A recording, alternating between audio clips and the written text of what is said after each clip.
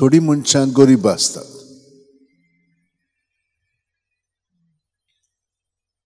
बाकीची जेजू खातीर गरीबसाण पत्करतात.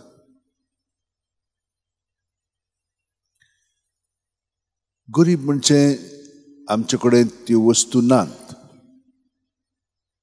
आमकां काम करचें पडटा, पयशे एकठांय करचे पडटा, मागीर ती वस्त घेवंक जाता, ती मागीर आमच्यान वापरूंक जाता.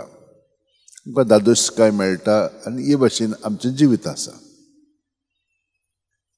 पूण आमी तर बारीकसाणेन पळयल्यार देव आमकां सगळें दिता. देवाचे येवजणे प्रमाणे सगळें घडून दवरलेलें आसा. हो मिस्तेर फकत आमच्यान खोलायेंत जेवंक लागली की ना ओतम्याच्या पावंड्यार, तेन्ना हे आमकां सगळें समजोंक लागता. पूण आमी भायल्यांतल्यान पयलो अणभव घेता आनी मागीर आमी भितरल्यान देवाचेर पात येवन रावता, तेन्ना मागीर देव आमकां सगळें दाखयता. देवान आमकां कशे भशेन जियोंक जाय तें फुड्यान दाखयल्लें आसा. पूण पयले सुवातेर गरीबसाणेन जियेतली आपली पोरजेक तो सुटका दिता. आनी सुटका दिल्या उपरांत तांकां सगळें बाकीचें ओरोण्यांत फावो कोत्ता आनी हे पयल्या वचप आमकां तें सांगता.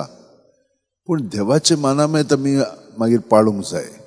देवान आमकां कितें सांगलां तें मनांत धरून काळजांत धरून त्या प्रमाणे आमी जियोंक जाय अशें आमकां आदल्या करारांत सांगलें गेलें. पूण नव्या करारांत जेजू सोबें आमी आमचें जिवीत सादता. आनी जेजूचें जिवीत आमी आयज पळयता. तो आमकां सांगता, म्हाका ते दोत्तेले जिवेशी मागतले. आनी कितें म्हणटा तो, देव म्हाका तिसऱ्या दिसा पुनर्जीवन करतलो. म्हणजे देवाच्या हातांत सगळें आहा. बरे मनशांक अशें पर्यंत घडटा तेन्ना आमी सगळीं जाणां बरीं मनशां भिवंक फावना. कित्याक वो दृश्य आसा आनी वो दृश्य वावुरता आमकां आपल्या ताब्यांत करच्याक. पूण कशे भाशेन फुसलावन फसोवन आमकां दिसता संवसारांत सगळें आमकां मेळटा म्हणून. ना, मेळना. ताका लागून सांतिनासान आमकां सांगलां, देवान सगळी वस्तू केल्या, सगळी वस्तू ताणें आमकां दिल्या, पूण त्या प्रमाणांत आमी ताचो वापर करूंक जाय. आमी सगळेंच घेवन दवरलें की ना तें कित्याकूच उपयोगी पडना. फकत त्या वतीन आमी ताचो उपयोग केलो की ना बाकीचें सगळें तो आमकां दितलो. पळयात, जेजू बापाचेरूच पात येवन रावतालो. देव तो, पूण गरीबसाणेन आपलें जिवीत सारलें. आनी हे परी सादतना मिलाग्री तो करून काडटा. आतां एका निस्त्याच्या तोंडान मासली मेळटली, पूण देवाच्यान करूंक जाता. तो जाणो आमकां कशे भाशेन तें करून दाखयतलो पळय तें. म्हणून आमी ताचेर पात येवन रावंक जाय.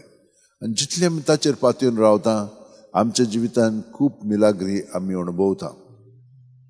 आनी तुमच्या जिवितान तुमी पळयलां, जेन्ना आमी ताचेर पात येवन रावता, काळजांतान आमी ताका उलो मारता, तेन्ना तो आमकां सगळें शांती पावयता. पूण आमी ताचें आयकोंक जाय. आमी खूब फावटी ताचें आयकना, आमी आमचेंच आयकता. हाका लागून आमी सांत फ्रांसीस दी असीस, सांत क्लारा तांचे भाशेन देवाचें उतर वाचून नियाळून आयकून तें आमी आपणावया आनी त्या प्रमाणे आमचें जिवीत सारया. सगळीं जाणां आमचे हात अशें वणटीन दवरया. एकूच मिनट. जेजू आमचे कुडींत मनांत ओतम्यान प्रत्येक वेळा सुस्कारांत येता. आमकां आमच्या भितरल्या चिंतनांतली आनी भावनांतली तो आमकां निवारता, सुटका दिता आनी स्वतंत्र करता. पूण आमी ताका तें सगळें दिवंक जाय. कित्याकूच आमी चिटकून रावची न्ही. कित्याक आमी कित्याकूच चिटकून रावन आसतना ह्या संवसारांतली भायर सोदतले हांव. ह्या संवसारांत आयल्या तेन्ना कांयच घेवन येवंक ना, कांयच घेवन वेचना. पूण देव आमचे बरोबर सदांच आसा. देवा सगळे आमी जियेता भोंवता आसा.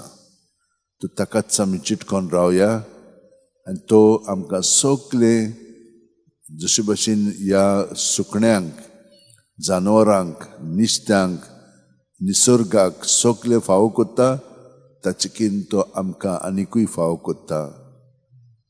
ताचेरूच पातयेवन रावया. आमेन.